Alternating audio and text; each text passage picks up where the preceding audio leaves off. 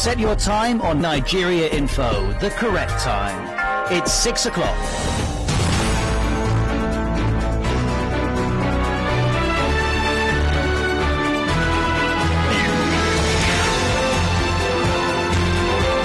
This is the news on 92.3 Nigeria Info.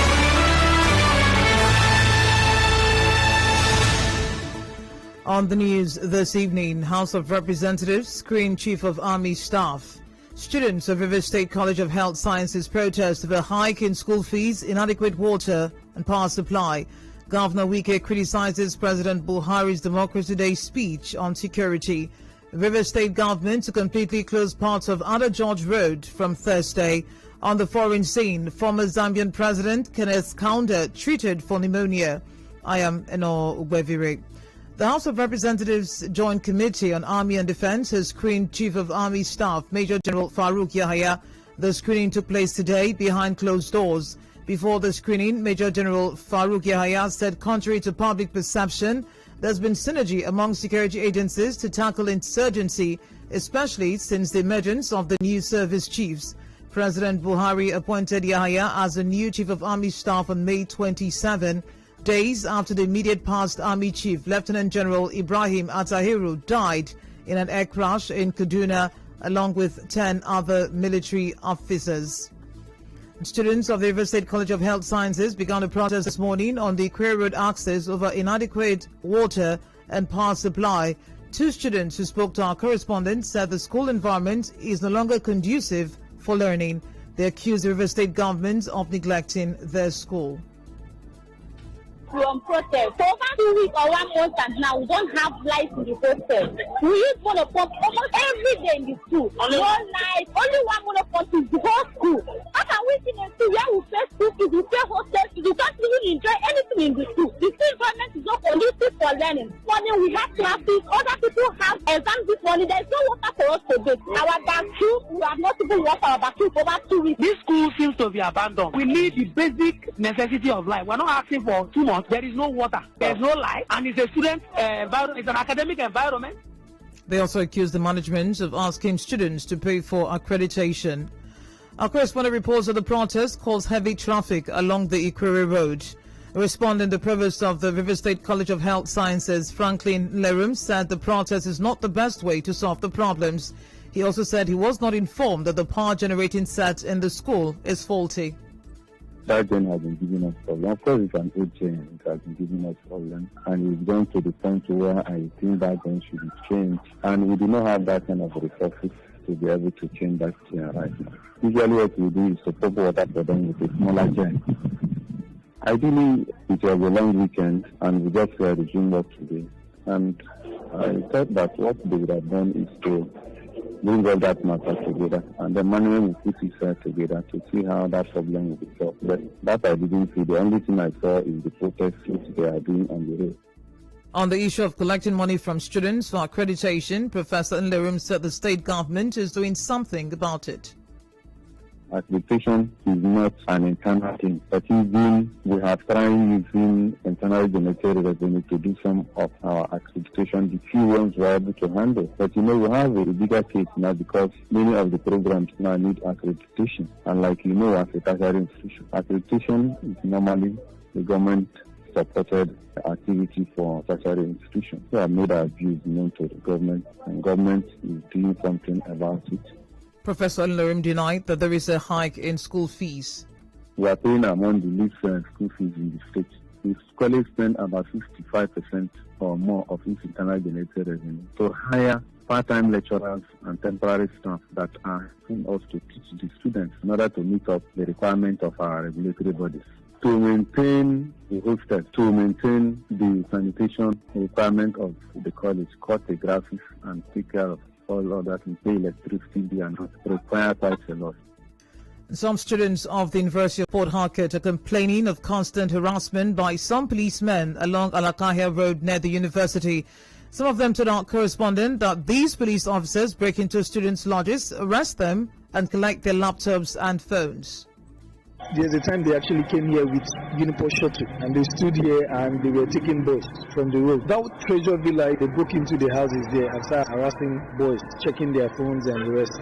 We thought it's going to end for real, but it's back again, like they are back and they are harassing very much. It's threatening to young boys. When you see them, even if you don't have anything on you, you will be forced to find a way out of that place, because definitely they might just dig out a debt from nowhere.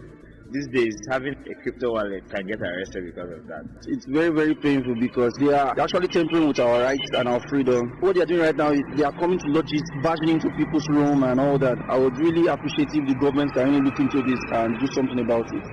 The River State Police Command is yet to speak on this. The River State House Assembly complex has been reopened. This followed the suspension of the over 2-month strike by the Parliamentary Staff Association of Nigeria, PASAN.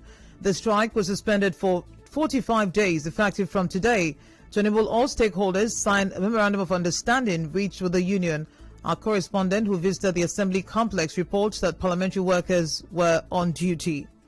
You're listening to the news on 92.3 Nigeria Info Port Harcourt. Still ahead, Governor Nyesom Wike calls out President Buhari over his Democracy Day speech, where the president said security matters lie with state governors. Stay tuned.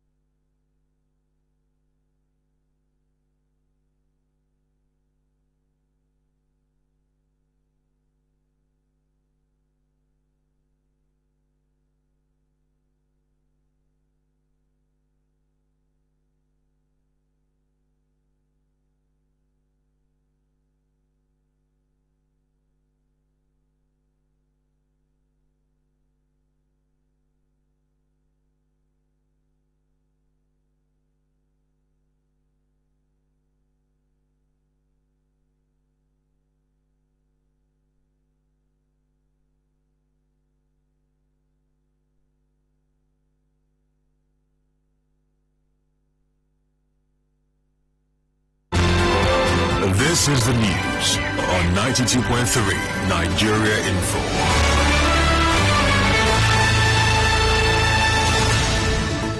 Thank you for staying tuned. Governor Nyesom Wike has called out President Buhari over his Democracy Day speech, where the president said security matters lie with state governors. Governor Wike was speaking today during the commissioning of Odufo-Akpoko-Umoye Road in a Eche local government area of the state. I support Mr. President. June 12 speech he made. He said, governors, stay in your state and do your work and stop worrying me. Mr. President should have come out openly and said, my APC governors, stop worrying me. Go back to your state and do your work. But let me also tell Mr. President too, you have said the security issues is love in the state. How about now, President? No be so. The Constitution didn't say that. Mr. President, you are the Commander-in-Chief of Armed Forces of Federal Republic of Nigeria. CP has done appoint. Director here, no be me. Commander here, no be me. That's not under me. You are the one controlling. Governor Nyesom Wike also said government is measured by the impact on people's lives.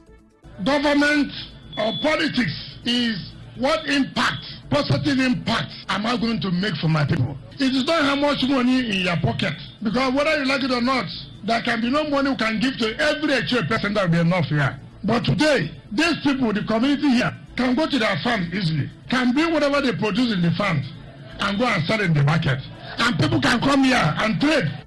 In the meantime, a former Commissioner for Agriculture, Imachinda, has asked Governor Nyesom Wike to use money paid to TV stations to cover commissioning ceremonies in the state to provide infrastructural development for students of River State College of Health Sciences.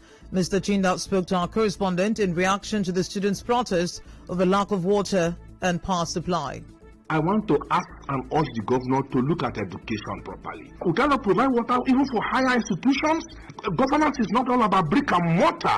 It's about looking at what you can do comprehensively. So if we cannot give water to our children who are in school, then what kind of governance and what kind of foundation are we laying for tomorrow? So I think that he should reassess what he is doing and take some of the money that he is using to hire television stations and then put them in the area of education. Our people will be happier for it. The former Commissioner for Agriculture also criticized statements by Governor Wike that there are no roads in Ogbevire and Mohwa local government area. Odoha, Romoro, Romokani, Okborowo all have roads, all done by NDDC. It's only a high Romada that I know that the construction is still ongoing. And these are the 6 communities of Ogbevire. These 6 communities again, Amechi as governor gave them electricity for the first time that they had light in that community. Amechi gave foreign and local scholarships to their children. So Amechi established a very strong social pact with Ogbevire that is difficult for anybody to break. Mr. Chinda accused Governor Enoh Wike of spending taxpayers' money to organize flag-offs and commissioning ceremonies. If Amechi had done groundbreaking for all the primary schools that he built in Rivers State, what it means is that we would have used 1 year to do groundbreaking of primary schools alone. If we had hired every now and then television stations at very serious costs like this to do commissioning of all these projects, it means that even 5 years would not have been enough to do the groundbreaking and commissioning ceremonies of Amechi's project. So I think that a time has come when we need to advise the governor that he now has to try to sincerely concentrate on the administration of the state. The Rivers State Ministry of Works has announced the closure of parts of Ada George Road by Iwafe Junction. The statement signed by the Permanent Secretary Ebere Emenike said the road will be closed completely to traffic from 8 a.m. on Thursday to enable Julius Berger begin the construction of the Rumebricom flyover.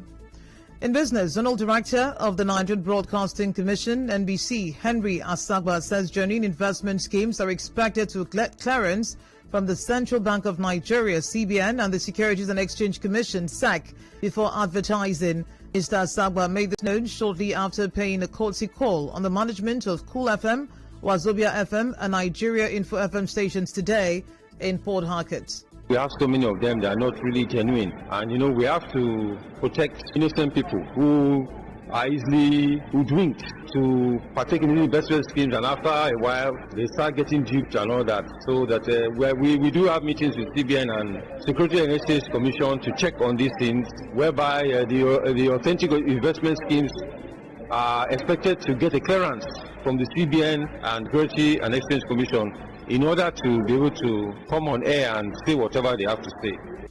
In entertainment, Nigerian songstress Shay Shay says due to her celebrity status, she's constantly pressured by her fans to get married and have kids. In a chat with Hip TV, the Pempers singer said her fans are also pressuring her to release more raunchy photos on social media.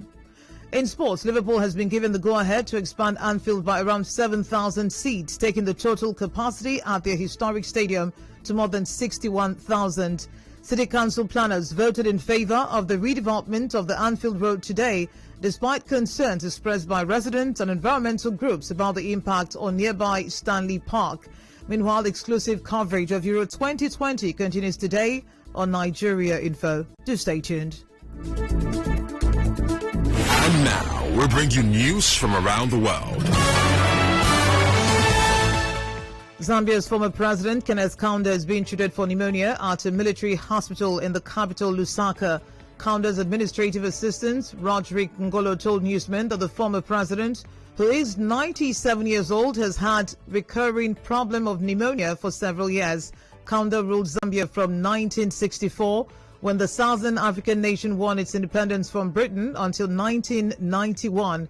He is among the continent's few surviving liberation heroes. President of Zambia, Edgar Lungu, urged the nation to pray for the former president.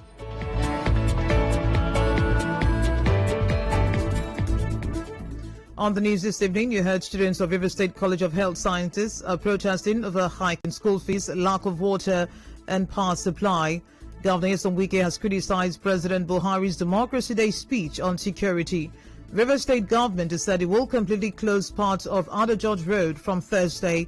On the foreign scene, former Zambian President Kenneth Kaunda is being treated for pneumonia. The news was edited by Martha Okere. Contact our newsroom on 0818 90 00017. Cloudy weather expected in Port Harcourt this evening. And that's our package. Thank you for listening. My name is Enoh Ogbevire. Good evening.